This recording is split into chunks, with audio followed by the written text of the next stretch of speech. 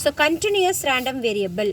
Let S be a sample space and let a random variable X can be defined to S to R, that is real number, that takes any of the value on the set I of R.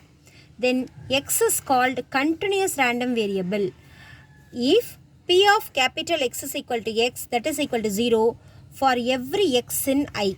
So continuous random variable is nothing but this random variable can be defined on the real line. It will takes minus infinity to plus infinity. So every continuous random variable has probability density function. So the definition of the probability density function is a non-negative real valued function f of x is said to be a probability density function if for each possible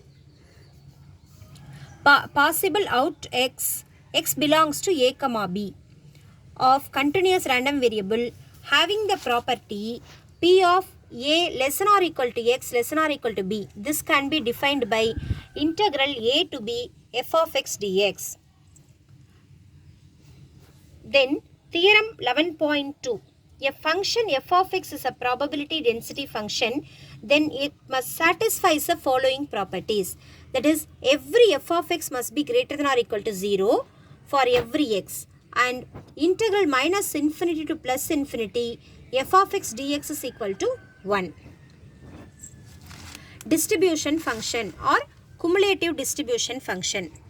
The distribution function or cumulative distribution function of f of x of a continuous random variable with probability density function is capital F of x is equal to probability of x less than or equal to x, that is equal to integral minus infinity to u f of u du, where u is lies between minus infinity to plus infinity.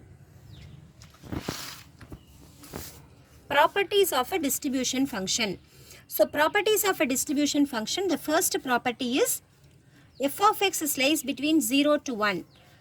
Then the second property is f of x is real valued and non-decreasing. That is, whenever x is less than y, f of x is less than or equal to f of y.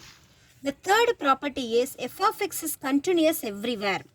The fourth property is limit x tending to infinity, capital F of x is equal to the lower limit is 0 and the upper limit is 1.